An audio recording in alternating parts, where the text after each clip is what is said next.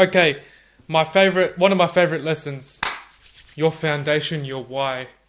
Now, every single client I get, this is the first question I ask them because I'll already have a good, I guess, outline of their situation based on the forms and when their application for coaching. But I really hone into this. I really want to make sure we're resonated on this, and I want you to understand that your why, the reason why you want to become fit and focused, is the single most important thing. If your why is strong enough, you'll always find a way. When there's a will, there's a way. And from my experience, you want your why to be bigger than yourself. If you're only self-motivated and the only person who's going to benefit from this journey that you're on, because fitness is a journey, not a destination, the stronger you'll be and the more success you'll have on this journey. And think about one step further. And I'll give you an example.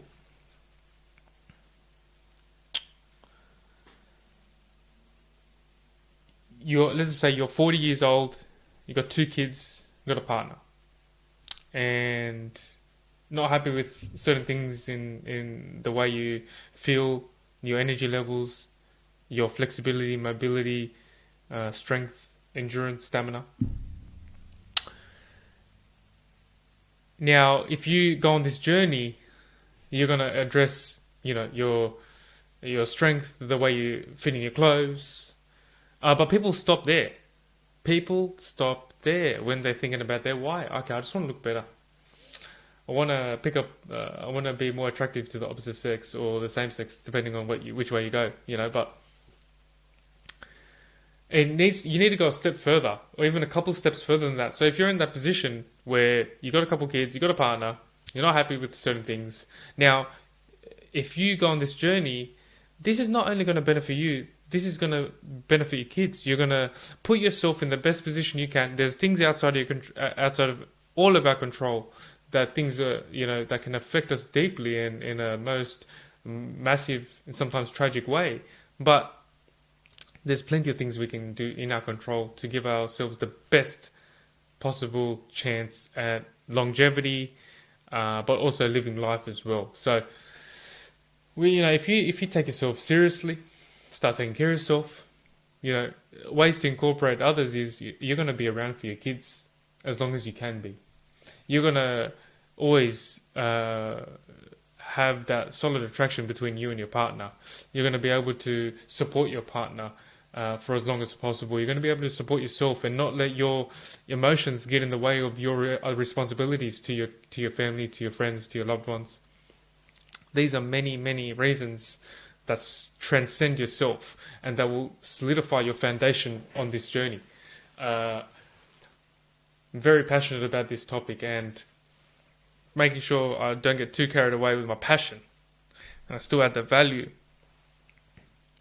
I'm not going to talk too much about SMART goals. We all know what SMART goals are. If you don't, it's just specific, measurable, something.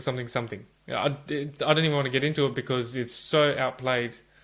It's just get a goal and be a bit realistic about it and set a deadline. These 3 things, you'll be alright, and it's more so, okay, you did a reality check in the previous lesson, you did a reality check now, and let's say you want to lose a few kilos, and you want to get in control of your nutrition. So let's say with your nutrition, your goal would be to stop soft drinks completely within 3 months, okay?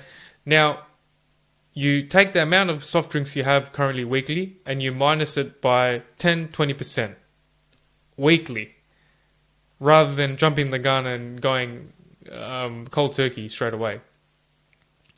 Sometimes cold turkey can work. I quit smoking cold turkey, but it took me three big attempts, and that was a few years ago now. But with certain different habits, you want to attack it differently. There's a lot of extremists out in the world, and for rightfully so, But moderation is like the ultimate way to beat habits that I've found, and I feel like you'll have a lot of success as well if you take the moderation route to at least build up momentum, and then later on it'll be a breeze. So that's a way. So quit soft drinks completely in 3 months, and then every week you're going to decrease the amount. Some weeks you may keep it the same, and this is part of the journey. With, let's say you want to lose 5 kilos, right? Give yourself 10 weeks. For example, this is just an example. If you give yourself 10 weeks and you aim to lose half a kilo a week, that's a steady goal with a deadline, and it's taking into consideration your current situation.